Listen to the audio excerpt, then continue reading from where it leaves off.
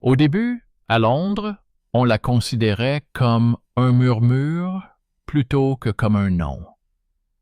Dans les listes des dépenses de la cour, on trouvait vêtements pour la dame de la chambre de la reine, chevaux pour accompagner la courtisane, travaux de joaillerie commandés par une certaine Alice. Sur les marchés, on ne parlait d'elle qu'à demi-mot. On disait que le roi vieillissant avait une nouvelle assistante proche. Mais plus Édouard II s'affaiblissait, plus les rues de la ville devenaient bruyantes. Des tracts anonymes apparaissaient sur les murs des tavernes, accusant la femme adulte de la chambre à coucher royale de diriger le trésor public depuis son lit. Les pamphlets parlaient d'une cour corrompue, de juges achetés d'un seul regard, de pauvres plaignants incapables de se frayer un chemin à travers le réseau des courtisans.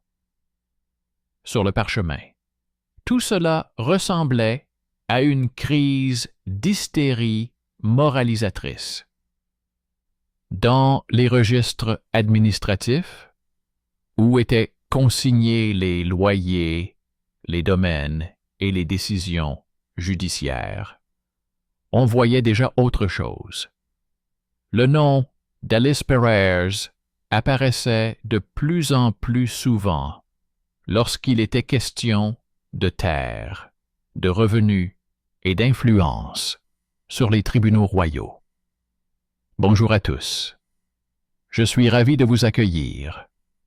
Écrivez dans les commentaires d'où vous regardez cette histoire et quelles intrigues concernant les favoris de la cour vous semblent les plus cruelles ou les plus révélatrices. Je vous souhaite une écoute paisible et attentive. Passons maintenant à l'histoire. Pour comprendre pourquoi la lignée d'Édouard III et d'Alice Perrers est présentée de manière si inquiétante dans les sources, il faut remonter à l'époque où la couronne anglaise semblait encore forte et sûre d'elle. Les premières décennies du règne d'Édouard ne sont pas une période de débauche, mais une période de mobilisation. Le roi, mûr, campagne après campagne, mène le pays à la guerre contre la France, remporte les batailles de Sluys, Crécy, Poitiers, se forge une image de monarque guerrier, crée l'ordre de la Jarretière, distribue des titres à ses fils adultes.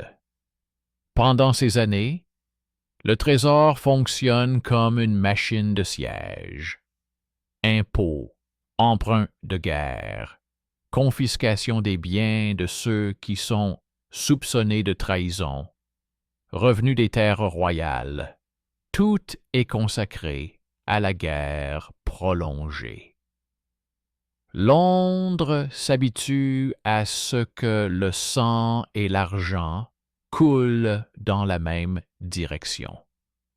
Mais toute guerre épuise non seulement les soldats, mais aussi le système de gouvernement. Au milieu du XIVe siècle, une vague de peste balaye l'Angleterre. Le choc démographique brise les liens habituels. Ce ne sont pas seulement les paysans et les artisans qui meurent, mais aussi les fonctionnaires, les juges, les petits administrateurs.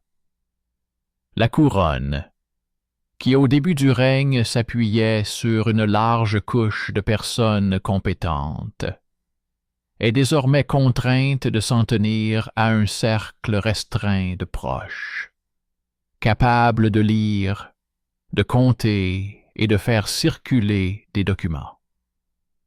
Édouard vieillit. des maladies chroniques, les séquelles de blessures, la fatigue accumulée au cours de décennies de combats le rendent de moins en moins capable de contrôler personnellement le flux des lettres et des requêtes. Dans ces conditions, toute personne admise au chevet du roi et à la table où sont traités les documents devient automatiquement un filtre potentiel pour les demandes, les plaintes et la distribution des faveurs. Alice Perers apparaît d'abord dans les sources comme un personnage secondaire. Il s'agissait très probablement d'une femme adulte d'origine modeste, liée à la maison de la reine Philippa, soit comme courtisane, soit comme l'une des dames de compagnie qui servaient dans ses appartements. Les livres de contes mentionnent les tissus pour ses robes, ses bijoux, la rémunération de ses serviteurs. Ce n'est pas encore le pouvoir, mais déjà l'accès au cercle où se décident les destins. Après la mort de la reine Philippa, c'est précisément cette proximité avec la partie physique de la cour, la chambre à coucher, la garde-robe, les pièces privées, qui lui ouvre la voie vers le roi lui-même. Là où la légende populaire voit une passion fatale, les documents montrent une augmentation progressive des privilèges. D'abord les bijoux, puis les rentes, puis les droits sur les terres et l'intervention dans les tribunaux. Le mythe selon lequel la favorite a corrompu le roi est commode, car il décharge le système de toute responsabilité. Les pamphlets londoniens la dépeignaient comme une femme mûre, avide, capable de faire oublier ses devoirs au vieux monarque. Mais si l'on consulte les archives parlementaires et les registres judiciaires, il apparaît clairement que le problème ne réside pas dans une histoire romantique, mais dans le fait qu'un groupe s'est formé autour du vieux Édouard et a utilisé sa faiblesse pour accéder à des ressources. Parmi ces personnes, il n'y avait pas seulement Alice, mais aussi des courtisans, des avocats et des percepteurs d'impôts. Cependant, c'est sur elle que s'est concentrée toute la haine. La femme dans le lit du roi était le symbole idéal d'une mauvaise influence. À partir de la fin des années 1370, le nom d'Alice apparaît de plus en plus souvent dans les chartes de concession de terres et de rentes. Elle hérite des domaines confisqués aux condamnés. Elle obtient le droit de percevoir les revenus de certains manoirs.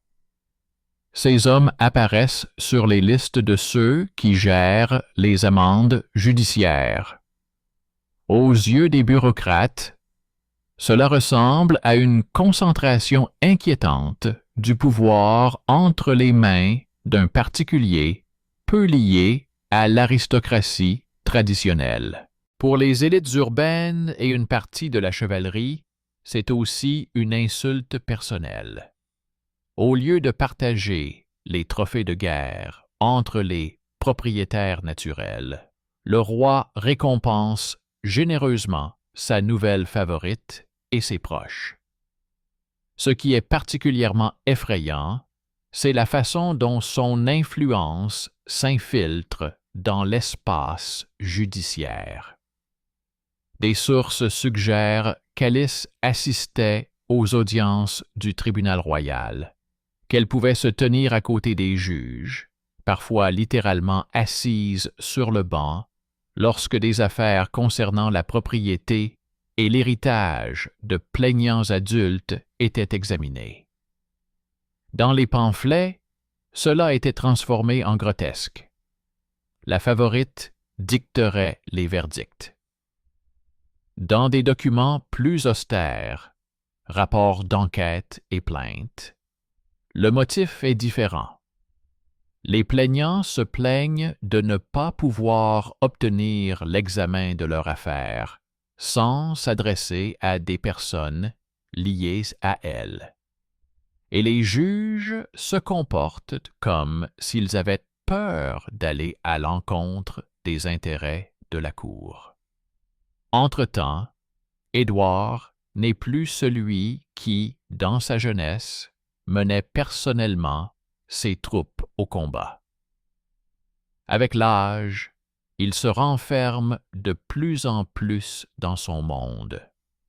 La maladie, la mobilité réduite, la dépendance vis-à-vis des médecins et de son entourage immédiat le rendent vulnérable à l'influence de ceux qui peuvent accéder à sa chambre à coucher et à son bureau. Pour un monarque adulte du XIVe siècle, c'est presque une condamnation. Le roi doit être visible. Il doit être présent en personne, au conseil et aux tribunaux, pour que ses décisions soient considérées comme légitimes et respectées. Lorsque ses conseillers et sa favorite s'expriment de plus en plus souvent à sa place, la confiance dans la justice s'effrite. Dans ce contexte, Londres commence à s'exprimer de manière plus acerbe. Les citadins voient les impôts augmenter, la discipline des fonctionnaires se relâcher. Les décisions relatives aux litiges fonciers dépendent de plus en plus souvent de ceux qui ont accès à la cour. Dans une ville qui a survécu à la peste et s'est habituée à une réalité brutale, il est commode de diriger l'irritation accumulée vers un point précis. Les pamphlets et les textes satiriques s'en prennent à Alice, car elle est à la fois une participante réelle à la répartition des richesses et une cible facile, une femme d'origine étrangère à l'ancienne aristocratie, sans le bouclier traditionnel des liens familiaux. Mais si l'on tente de dresser un tableau uniquement à partir de ces attaques morales, on obtient une image criante, mais superficielle. La véritable enquête commence là où le Parlement entre en scène. Au milieu des années 70, le mécontentement grandit non seulement parmi les citadins, mais aussi parmi une partie de la noblesse et de la chevalerie, qui s'inquiètent pour leur propre position. Ce ne sont pas les rumeurs sur les nuits passées dans les appartements du roi qui les préoccupent, mais plutôt qui signent les lettres, à qui vont les rentes, qui bloquent l'accès à la justice royale. Lorsque le bon Parlement se réunit, son travail ne consiste pas à condamner moralement la favorite, mais à vérifier les canaux de distribution des revenus. Les députés représentant les comtés et les villes commencent à poser des questions. Comment Alice a-t-elle obtenu certains domaines? Pourquoi est-elle autorisée à percevoir des intérêts sur les amendes judiciaires? Quel est le rôle des personnes qui lui sont liées dans l'entourage du roi?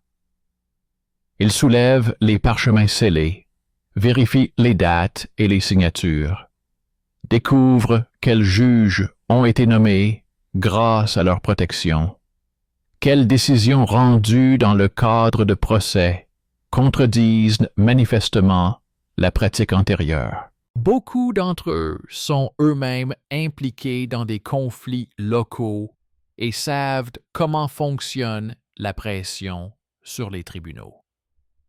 C'est pourquoi, pour eux, l'image du lit qui gère le trésor n'est pas une métaphore, mais une façon d'indiquer que le niveau supérieur du pouvoir a cessé d'être un arbitre neutre. Parallèlement, une autre source d'inquiétude se fait entendre. Les dépenses de la couronne, les guerres avec la France, les défaites, le rachat des prisonniers, l'entretien de la cour, le paiement des mercenaires, tout cela transforme le trésor en un organe chroniquement malade. Dans ce contexte, toute donation importante à la favorite est perçue non pas comme une générosité habituelle du roi, mais comme un gaspillage. Les plaintes parlementaires mentionnent les montants des rentes et la valeur des terres transférées à Alice. Les hommes adultes assis dans la salle d'audience comprennent parfaitement que derrière chaque chiffre se cachent des centaines de paysans qui doivent désormais payer leur tribut non plus au roi, mais à un particulier dont le pouvoir repose uniquement sur sa proximité avec un monarque vieillissant. La vérité est que de telles concessions avaient déjà été faites auparavant à d'autres favoris, parents ou chefs militaires. Mais c'est précisément la combinaison d'un roi affaibli, d'une guerre prolongée et d'une figure influente au chevet du roi qui rend le cas d'Alice explosif. Ses possessions et ses revenus deviennent le centre d'une lutte entre les différents groupes d'élite. Les anciennes familles y voient une menace pour leurs prétentions. Les nouveaux fonctionnaires y voient une actrice trop indépendante. Les marchands londoniens y voient le signe que la justice royale a été remplacée par l'intérêt personnel. Le mythe aime à dire que une seule femme a corrompu le roi et détruit l'État. Le document montre une autre image, un système qui craquait depuis longtemps sous le poids de la guerre, des impôts et de la faiblesse de la justice, et un groupe de personnes qui ont profité de cette faille. Alice Perrers, dans ce système, n'est pas un démon magique, mais un symptôme. C'est une femme adulte qui a appris à utiliser la faveur royale pour accumuler un réel pouvoir économique et judiciaire. Et lorsque le Parlement ouvre son enquête, ce ne sont pas ses sentiments ni les détails de sa vie intime qui l'intéressent, mais la manière dont son nom s'est retrouvé inscrit dans la structure de gouvernance du royaume. C'est à partir de ce moment que l'histoire commence à prendre un tournant sombre mais important. L'expulsion de la favorite deviendra non seulement un geste de purification de la cour, mais aussi un moyen de redistribuer le contrôle du trésor et des tribunaux.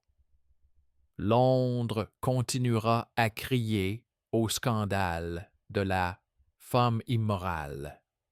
Mais entre les murs de Westminster, les hommes adultes ne compteront pas les péchés, mais les rentes, pas les baisers, mais les lettres. Et dans ce calcul froid, il devient évident que la question de savoir qui partage le lit royal intéresse moins le pouvoir que celle de savoir qui signe les ordres concernant l'argent et la justice. C'est précisément pour cette raison qu'à la fin du règne d'Édouard III, Londres a commencé à bruisser non pas tant des noms des percepteurs d'impôts ou des conseillers royaux, mais du nom d'une seule femme. Des pamphlets qui se répandaient sur les bancs, reprenaient et déformaient les rumeurs. On parlait d'une favorite qui se tiendrait au chevet du vieux roi et lui soutirerait de l'or. Du fait que les décisions judiciaires se vendaient par l'intermédiaire de son entourage et que les terres qui appartenaient encore hier à des familles respectées se retrouvaient soudainement entre les mains de personnes liées à elles. Des inscriptions grossières apparaissaient sur les murs, et les conversations dans les tavernes faisaient allusion au lit qui contrôle le trésor. Cependant, plus ces voix se faisaient entendre, plus une autre chose devenait évidente.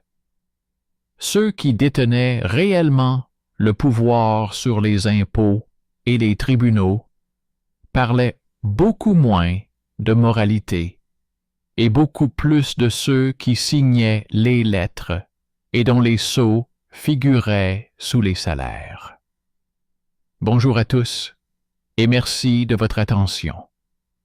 Écrivez dans les commentaires d'où vous regardez cette histoire et quels récits sur les favoris et favorites du roi vous semblent les plus troublants ou les plus manifestement injustes. Je vous souhaite une écoute paisible et attentive. Passons maintenant au récit. Pour comprendre pourquoi Alice Perrers est devenue une cible facile et redoutable, il faut revenir à ce qu'était l'Angleterre sous Édouard III à la fin de sa vie. Ce n'était plus le royaume du début du siècle, effrayé par le souvenir des échecs et des troubles internes. C'était un pays qui avait connu de grandes victoires pendant la guerre de Saint Anne's, capturé le roi de France, récolté d'énormes rançons, fait passer des flots d'argent et d'or par le trésor public, puis vu ces flots se tarir tout aussi rapidement. Les campagnes victorieuses exigeaient de l'argent, qui était collecté par le biais d'impôts et d'emprunts forcés, puis utilisé non seulement pour financer des campagnes sur le continent, mais aussi pour construire la carrière de certaines personnes à la cour. À cette époque, la maladie et l'âge avaient affaibli le roi. Le souverain adulte, qui dirigeait autrefois personnellement les armées, passait désormais la plupart de son temps dans ses appartements, entouré d'un cercle restreint de personnes de confiance.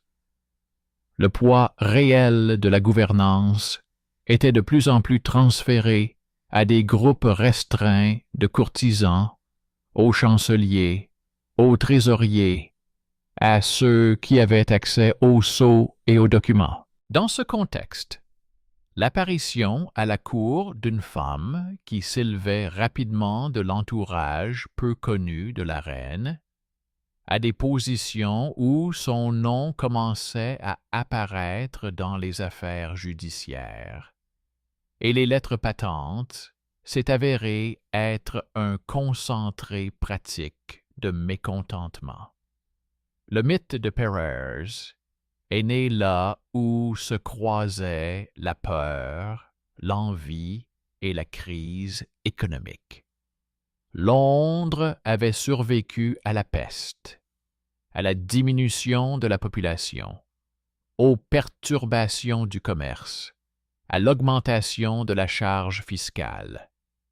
Dans de telles années, il est particulièrement facile de croire que tous les malheurs proviennent d'une seule mauvaise figure près du trône. Les rumeurs la décrivaient comme une femme prédatrice, impitoyable, presque sorcière. On disait qu'elle était littéralement assise au chevet du roi mourant dans la salle d'audience, qu'elle s'immisçait dans les décisions et poussait les juges à rendre des verdicts qui lui étaient favorables. Mais si l'on s'éloigne des pamphlets pour se tourner vers les documents, une autre image se dessine. Celle d'une femme adulte recevant des rentes, des biens et des privilèges par le biais de lettres tout à fait légales, passées par la chancellerie royale. Dans les listes de concessions de l'époque, le nom d'Alice apparaissait à côté de la liste des manoirs, des revenus des marchés urbains, des droits de perception de certaines cesses. Ces rentes ne tombaient pas du ciel. Chacune était le résultat d'une décision politique visant à récompenser un serviteur fidèle, à attacher à la cour une famille utile, à contrer l'influence d'un ancien groupe.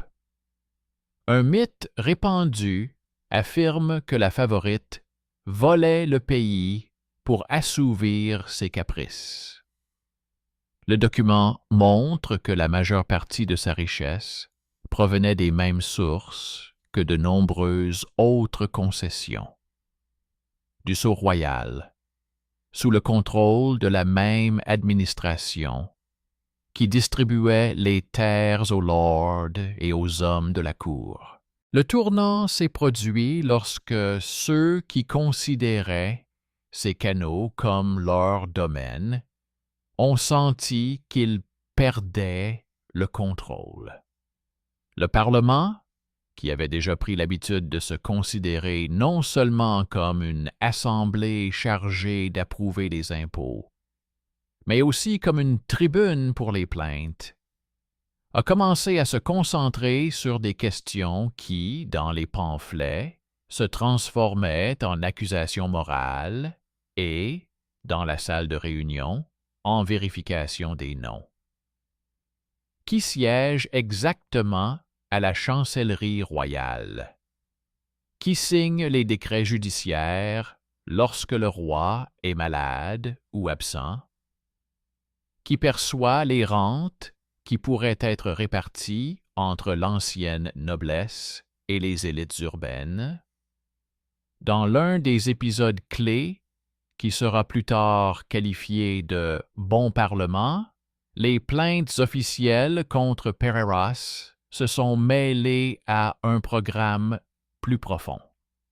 Les députés ne s'intéressaient pas à ses bijoux ni à son lit, mais à la liste des faveurs concrètes. Ils examinaient les registres.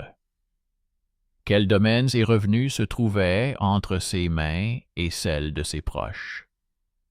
Quelles décisions judiciaires, selon les témoignages, avaient été prises en faveur de son entourage? Comment les indemnités provenant de la guerre avaient été réparties?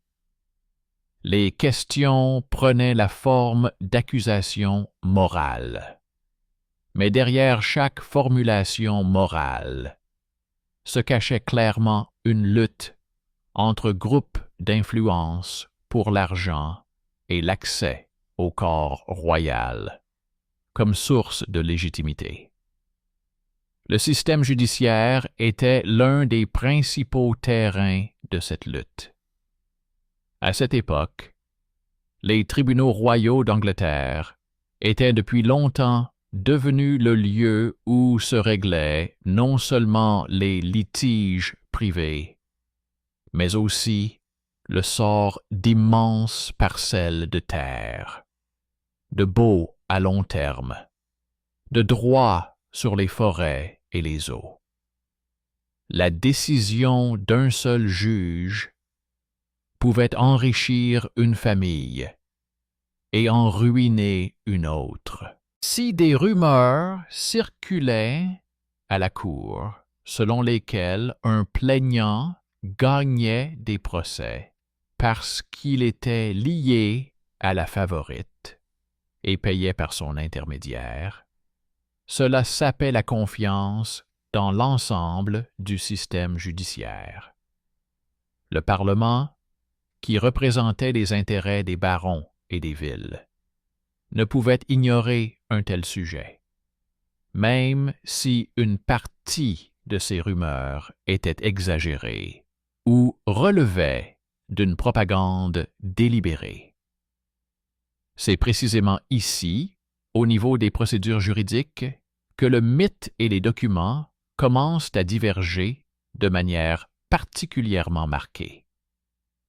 Les descriptions littéraires et les chroniques tardives aiment mettre en avant des scènes d'humiliation flagrantes, les prétendues frasques publiques de Perez, son luxe immodéré, son ingérence dans des affaires qu'elle n'avait pas le droit de toucher.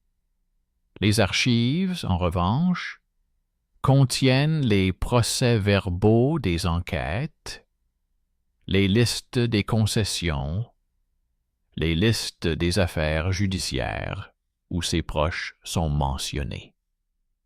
Il n'y a pas de cris, mais des chiffres, des dates, des noms. Et si l'on suit les lignes de ces listes, on constate que la ferveur morale offensive recouvre souvent des intérêts purement économiques. Le désir de redistribuer ce qui, par l'intermédiaire de la favorite, est passé entre les mains d'autrui. L'utilisation de l'image du « lit qui gère le trésor » comme instrument politique est devenue une partie importante de ce processus. Pour les membres du Parlement qui souhaitaient affaiblir l'entourage du roi et retrouver leur influence, il était avantageux de présenter tout le système de la fin du règne d'Édouard comme corrompu par des passions privées. Ainsi, chaque réponse aux plaintes devenait non seulement une question fiscale, mais aussi une bataille pour sauver le bien commun d'un cercle restreint de favoris. Les accusations portées contre Perez sont devenues un écran commode, permettant de critiquer le chancelier, le trésorier et même l'héritier, sans franchir formellement la limite d'une remise en cause directe de l'autorité royale. À cette époque, Édouard lui-même était déjà physiquement affaibli, ce qui rendait la situation encore plus inquiétante. Plus le roi vieillissant se sentait mal, plus les rumeurs selon lesquelles les décisions n'étaient pas prises par lui, mais par ceux qui avaient accès à ses appartements, prenaient de l'importance. Toute femme proche du monarque malade devenait une cible idéale pour les mécontents. On pouvait l'accuser de servir d'intermédiaire pour des demandes, des requêtes, des pots de vin.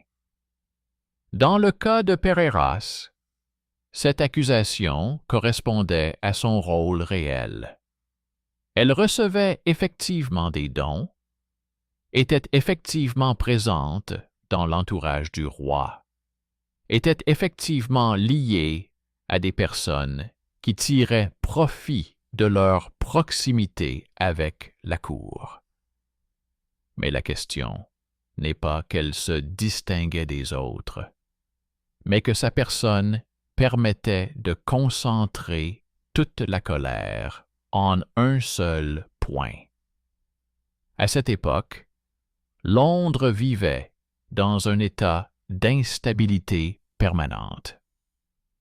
Les citadins se souvenaient des récentes perceptions fiscales causées par la guerre, se souvenaient des conséquences des épidémies de peste, voyaient comment les riches marchands et la noblesse gagnaient et perdait des capitaux au gré des fluctuations de la politique royale.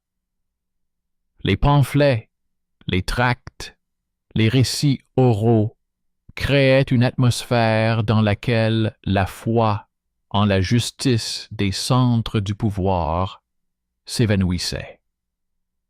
La figure de la favorite devenait le symbole du fait que la proximité physique avec le roi était plus importante que n'importe quelle loi. Pour l'homme du Moyen Âge, habitué à l'idée que la justice devait émaner du monarque en tant qu'oint de Dieu, cela constituait un choc non seulement moral, mais aussi politique. Le Parlement a profité de ce climat de méfiance pour faire avancer ses intérêts. Dans la salle des séances, cela ne s'est pas traduit par des explosions émotionnelles, mais par des demandes de rapports, d'audits et de listes.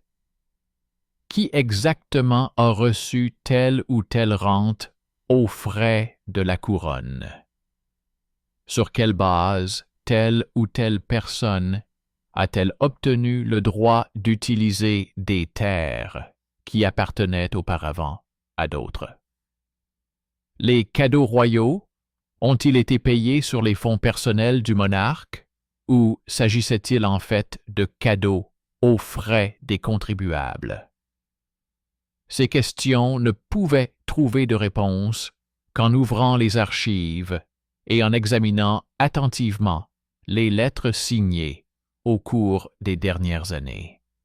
Plus les députés creusaient, plus il devenait évident que le problème ne se limitait pas à Perers. Elle n'était que la partie émergée de l'iceberg, le visage d'un système dans lequel un cercle restreint de personnes autour du roi vieillissant répartissait les richesses. Profitant de sa faiblesse et de la complexité de la situation à l'intérieur et à l'extérieur du royaume anglais. Les recettes fiscales, les compensations, les concessions foncières, tout cela passait par des canaux où la protection personnelle se mêlait inévitablement à la fonction officielle. Dans un tel environnement, l'apparition d'une femme qui avait rapidement acquis richesse et influence était perçue comme une menace, surtout par ceux qui avaient l'habitude de considérer ces canaux comme les leurs. Le plus inquiétant dans les documents de l'époque est la facilité avec laquelle les arguments moraux étaient transformés en instruments de redistribution. L'accusation de corruption du roi permettait de bloquer les flux d'argent sans le reconnaître ouvertement. Personne ne disait vouloir s'approprier la rente d'autrui. Tous déclaraient lutter contre le vice à la cour. L'accusation de corruption des tribunaux donnait lieu à une révision de la composition des juges et des fonctionnaires. L'accusation de favorite immoral fournissait un mécanisme pour expulser une personne en particulier, sans toucher de front les hommes qui siégeaient au bureau et supervisaient les flux financiers. Le mythe selon lequel le lit dirigeait le trésor est ainsi devenu un masque commode. Derrière lui se cachait une lutte réelle, mais beaucoup moins cinématographique, entre adultes pour le contrôle du trésor, des tribunaux et des appareils du pouvoir royal. Dans ce schéma, Perers était à la fois une cible intéressante et un rappel vivant que la proximité personnelle avec le roi pouvait se transformer en capital politique. La chassée du palais ne signifiait pas tant rétablir la morale que s'emparer de ce capital et le redistribuer entre des groupes plus acceptables. À mesure que la pression du Parlement s'intensifiait, le ton des chroniques devenait de plus en plus alarmiste. Certains auteurs se faisaient un plaisir de relayer les rumeurs, dépeignant Perez comme une figure presque démoniaque. D'autres, plus proches du travail administratif, se contentaient de consigner les faits. Sa présence aux audiences, sa participation à la répartition des biens confisqués, son apparition parmi les créanciers et les locataires de la couronne. Cette double perspective montre comment le corps vivant d'un être humain se transforme en symbole, et l'image du symbole en instrument de réforme administrative. Lorsque le Parlement a finalement obtenu l'expulsion de Perez de la Cour, les formulations des accusations ressemblaient à une tentative de purger le trône d'une influence incompatible avec le bien du royaume. La rhétorique officielle soulignait que son expulsion était un acte de justice, un rétablissement de l'ordre moral et une protection du roi contre une mauvaise influence. Mais si l'on examine ce qui a suivi cette mesure, il apparaît clairement que son objectif principal n'était pas elle-même. Presque immédiatement après son expulsion, le Parlement s'est attaqué à la réforme de la chancellerie, des autorités financières et des procédures judiciaires, qui étaient le véritable objet du conflit. C'est là, à la croisée du destin personnel et des changements institutionnels, que l'histoire d'Édouard et d'Alice devient particulièrement sombre. Cette femme adulte, devenue le symbole de la dépravation, a en fait été utilisée comme levier pour lancer des réformes qui étaient mûres depuis longtemps. Elle a été expulsée, ses biens ont été partiellement confisqués, son nom a été sali, mais après un certain temps, de nombreux stratagèmes qui fonctionnaient grâce à elle ont simplement été réorientés vers d'autres personnes. Le Trésor public a continué à avoir besoin d'impôts, les tribunaux ont continué à dépendre de la volonté royale, la chancellerie a continué à être un lieu où la proximité du centre du pouvoir conférait des avantages. La purification morale s'est avérée être davantage un spectacle destiné aux villes et aux barons, alors que l'issue réelle du conflit consistait en une redistribution de l'accès aux documents et aux sceaux. Et c'est dans cette issue aride, presque bureaucratique, que le fossé entre le mythe et les archives apparaît le plus clairement. Le mythe raconte l'histoire d'une femme qui a détourné le vieux roi et appauvri le pays. Les archives montrent un conflit prolongé entre les élites autour de la question de savoir à qui appartient le droit d'annoter les marges des lettres. Quels noms seront inscrits sur la liste des bénéficiaires de rente et qui se tiendra à côté du trône dans les dernières années du règne. Le lit n'est ici qu'une métaphore commode, et le trésor n'est en réalité pas géré par les émotions, mais par les compétences en matière de paperasse, de sceaux et de crainte des personnes à qui ces papiers sont présentés.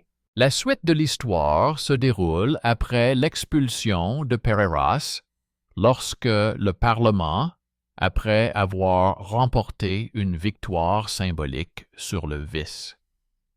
Se lance dans un travail beaucoup plus discret, mais tout aussi important.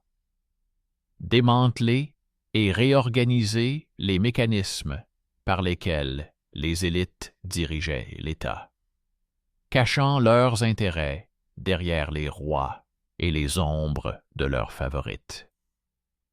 Et c'est à ce moment précis qu'il devient clair que l'expulsion des Pérères n'était pas la fin, mais le début d'une phase où les accusations les plus retentissantes se dissolvent, ne laissant place qu'à la mécanique nue du pouvoir. Les pamphlets se taisent aussi vite qu'ils sont apparus. La ville a déversé sa colère. Le Parlement a trouvé un prétexte commode pour agir. Mais les véritables conséquences se sont manifestées discrètement au niveau des documents. De nouveaux noms apparaissent dans les registres du Trésor. Les mêmes familles, les mêmes groupes qui attendaient depuis de longues années le moment de reprendre le contrôle des finances royales. Et ce sont elles qui ont été les premières à redistribuer les rentes qui passaient auparavant par les Pérères. Aucun document ne le mentionne explicitement, mais les chiffres eux-mêmes le suggèrent. Les places ne restent jamais vides, et tout ce qui échappe à un favori se retrouve immédiatement entre les mains d'un autre. À la cour, on agissait désormais avec plus de prudence. Les personnes qui, peu de temps auparavant, faisaient avancer leurs affaires par l'intermédiaire des proches de Pérères, se dépêchaient de changer de protecteur, soulignant leur loyauté envers le Parlement ou l'héritier, qui devenait à vue d'œil le principal maillon du pouvoir. Les juges travaillaient dans la tension. Chaque verdict rendu en faveur d'une personne liée à l'ancien entourage du roi devenait un motif de suspicion.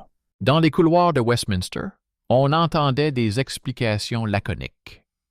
La justice royale avait besoin d'être assainie, les tribunaux devaient rétablir la confiance, la chancellerie devait fonctionner de manière transparente. Mais derrière ces formules se cachait une lutte entre groupes influents pour déterminer qui fixerait la valeur des décisions judiciaires et qui apposerait son sceau sur les nouvelles concessions foncières. Le plus sombre semblait être le fait que les réformes, lancées sous le slogan de la lutte contre la favorite, concernaient en réalité une structure mise en place par des hommes adultes bien avant son apparition. Les procès-verbaux des réunions montrent que les députés exigeaient une redistribution des fonctions, une limitation de l'influence de certains chanceliers et trésoriers, et une révision de la pratique de nomination des juges. Mais personne ne proposait de modifier le principe même selon lequel l'accès au corps royal, qu'il s'agisse de la chambre du monarque malade ou d'une réunion du conseil, donnait la clé du trésor. Pérères avait disparu, mais le système qui avait créé son influence restait intact. Son propre destin après son exil semble flou dans les sources. Elle a tenté de récupérer une partie de ses biens, s'est adressée à ceux qui conservaient encore la faveur du roi. Mais son nom apparaissait de moins en moins souvent dans les documents. Il semblait que la structure même des archives la poussait hors de la scène politique, remplaçant une personne vivante par un ensemble de chiffres et de dates. Ce qui était présenté dans les pamphlets comme la chute de la favorite maléfique était en réalité l'éviction d'une figure qui n'était plus utile au système. Elle fut supprimée de la même manière qu'on supprime une dépense inutile dans un livre comptable. À la mort du roi, l'histoire s'est terminée sans explosion dramatique. Il n'y a pas eu de repentir public, pas de reconnaissance solennelle de culpabilité, ni de réhabilitation. Londres s'est lancé dans de nouvelles disputes sur l'héritage, les impôts, les guerres. Le nom de Perrers est devenu un murmure que l'on utilise pour expliquer pourquoi il est dangereux de faire confiance au pouvoir. Mais les documents ont conservé une vérité beaucoup plus prosaïque. Son expulsion n'était qu'un épisode dans la grande lutte entre le Parlement, la Cour et les ministères, qui, pendant des décennies, ont brouillé les frontières entre la loi et l'influence. Et c'est précisément dans ce silence qui a suivi sa disparition que l'on entend le mieux l'essentiel. Le mythe parlait d'une femme qui avait corrompu le roi. Le document montre des dizaines d'hommes adultes qui, pendant des années, se sont cachés derrière cette image pour se répartir l'accès au trésor et à la justice. Et pourtant, la tempête n'a pas complètement disparu. Elle a simplement changé de cible. Lorsque les passions autour de Perrers se sont apaisées, le Parlement a pris goût, pour la première fois depuis longtemps, au pouvoir exécutif. Un nouveau mot, presque imperceptible, apparaît dans les documents: surveillance. Il servait à tout expliquer: le contrôle des finances, la révision des paiements, la limitation des pouvoirs des clercs royaux. Mais derrière cela se cachait autre chose. Le Parlement voulait que toute décision puisse être contrôlée non pas par l'humeur du roi, mais par ses propres commissions.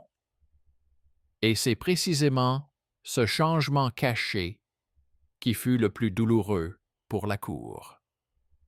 La chancellerie royale, encore récemment sûre de son influence, se retrouva soudainement dans la position de personne convoquée pour être interrogée. Certains clercs avouèrent avoir signé des lettres sans en vérifier le contenu. D'autres tentèrent de justifier des paiements étranges en invoquant la volonté du monarque. D'autres gardaient le silence, espérant que le Parlement se lasserait de fouiller dans les affaires anciennes. Mais le Parlement ne se lassait pas. Il voyait dans le chaos de la fin du règne d'Édouard une chance, unique depuis des décennies, de prendre le contrôle des mécanismes du pouvoir royal, qui étaient auparavant inaccessibles. La société anglaise changeait également. Les pamphlets, qui avaient autrefois été utilisés contre les Perrers, étaient désormais tournés contre les juges, les trésoriers et les shérifs. On les accusait de corruption, de retarder les affaires, de vendre des décisions et de manipuler les impôts.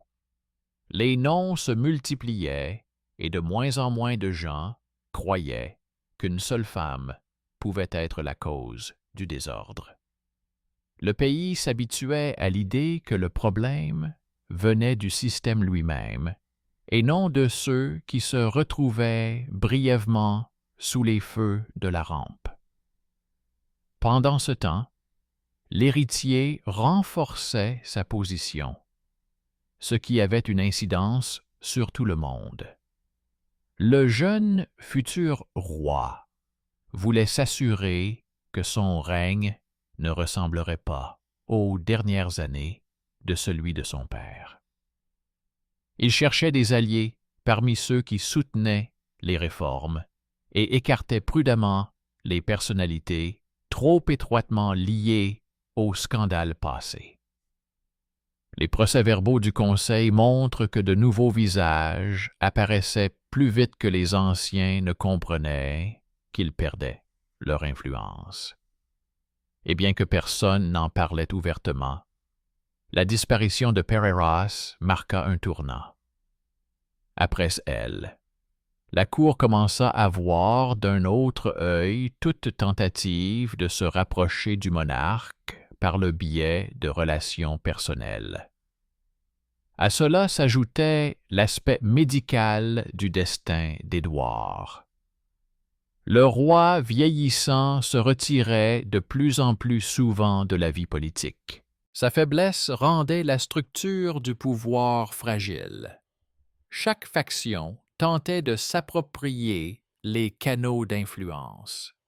Les clercs rédigeaient des lettres au nom du roi, alors qu'il ne prenait presque plus de décisions. Les conseillers agissaient comme si le gouvernement pouvait fonctionner sans la participation du monarque.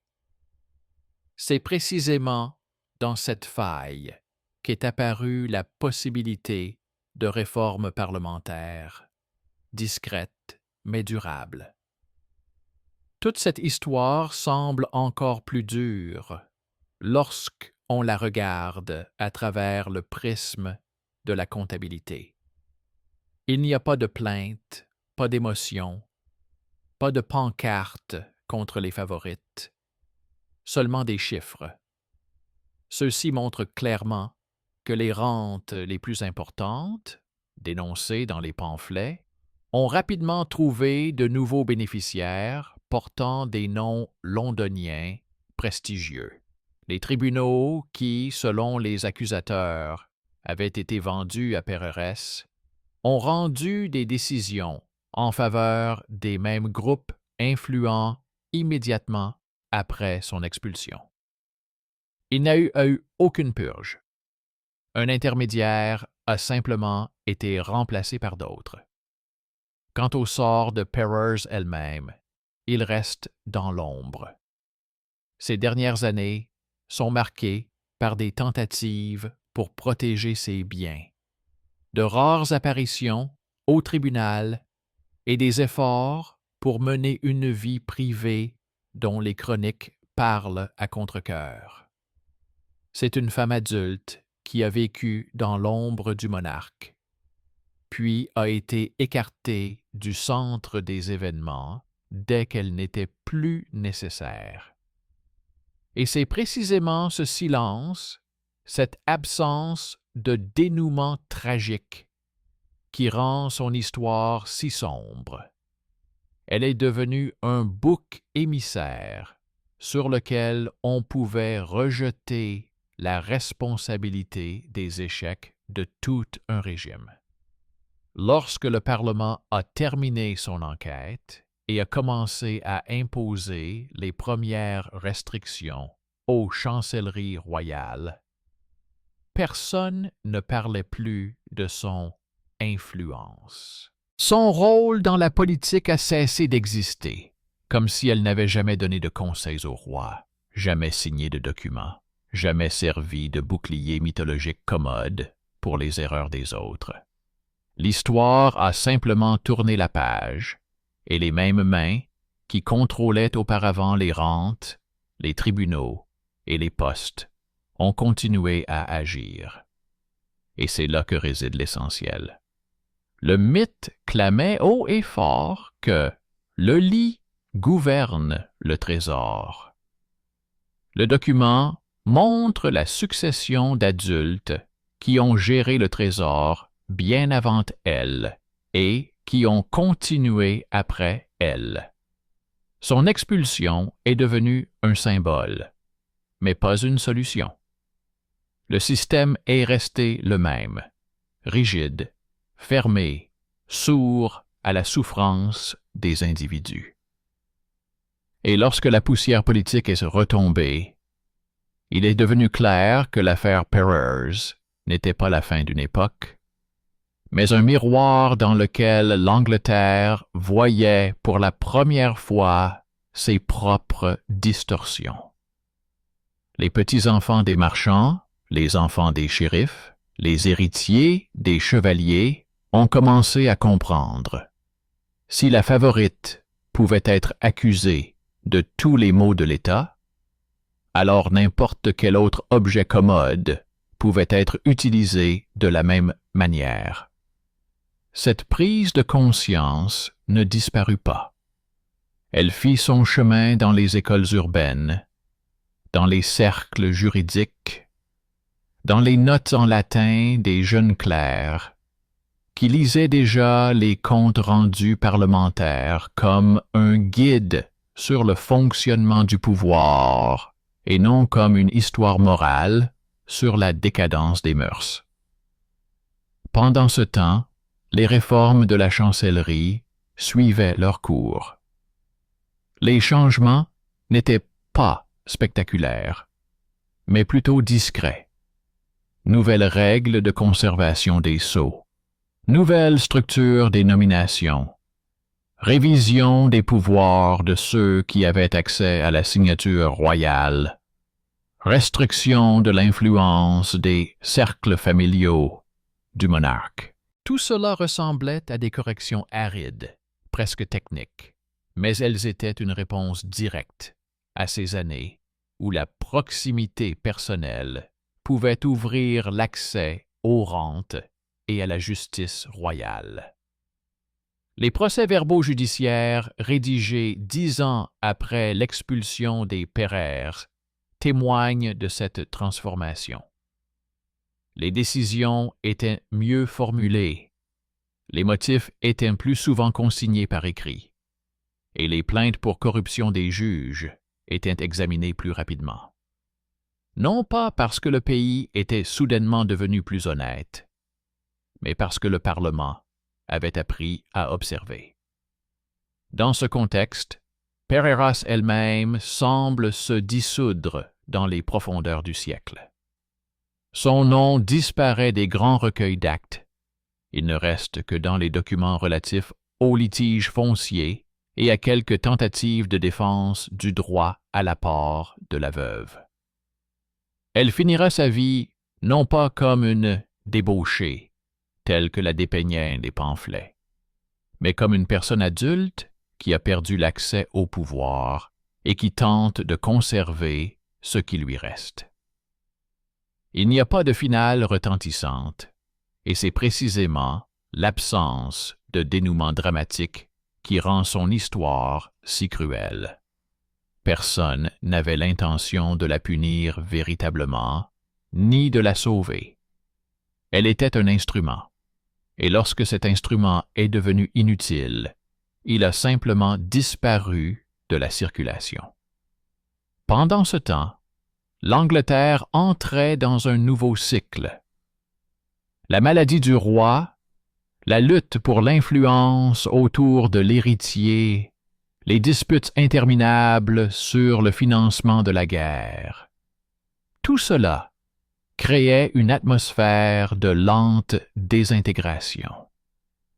Mais désormais, le Parlement et l'élite urbaine voyaient qu'ils pouvaient faire pression sur la couronne, non pas par des complots, mais par des procédures. Perrers fut la première personnalité importante à servir de test pour le mécanisme de contrôle de ceux qui avaient accès à l'imprimerie et au trésor. Sa chute fut le signe que même la proximité du monarque ne garantissait pas l'immunité. Les pamphlets contre elle, qui semblaient auparavant décrire en détail son pouvoir, apparaissent désormais sous un autre jour. On y sent le désir des élites de dissimuler leurs propres erreurs et de détourner la colère de la ville vers une coupable commode. Mais les documents montrent qu'elle ne s'intéressait pas à son immoralité, mais à son accès au mécanisme qu'elle voulait elle-même récupérer. Et c'est là le dernier masque que l'histoire enlève. Ce n'est pas elle qui a détruit les tribunaux et les finances. Elle s'est simplement mise en travers du chemin de ceux qui voulaient prendre sa place. Lorsque les historiens tentent plus tard de déterminer ce qui a changé son ascension et sa chute, la réponse est surprenante. Ce n'est pas la morale, mais la technologie du pouvoir. La lutte ne portait pas sur les sentiments du roi, ni sur les mœurs, ni sur la purification de la cour, mais sur les canaux de transmission des décisions, les signatures, les sphères d'influence. Les réformes de la chancellerie survivront à tous les protagonistes de cette histoire. Elles survivront aux dynasties, aux guerres, aux nouvelles tempêtes. Et dans ces lignes austères, on peut voir la preuve finale. Le destin de Pereres n'était qu'une façade à travers laquelle l'État reconstruisait son propre mécanisme. Le mythe dira que la favorite a corrompu le roi. Le document répond autrement. La lutte portait sur l'accès aux ressources, aux procédures judiciaires, aux canaux du pouvoir. Sa chute est devenue un spectacle commode, derrière lequel se cachaient des changements structurels bien plus profonds. Quant à elle, cette femme adulte qui s'est retrouvée au centre de la tourmente, elle a disparu des chroniques, comme disparaissent des dizaines de personnages transformés en symboles. Et ce silence, froid et régulier, reste le bilan le plus honnête de toute cette histoire.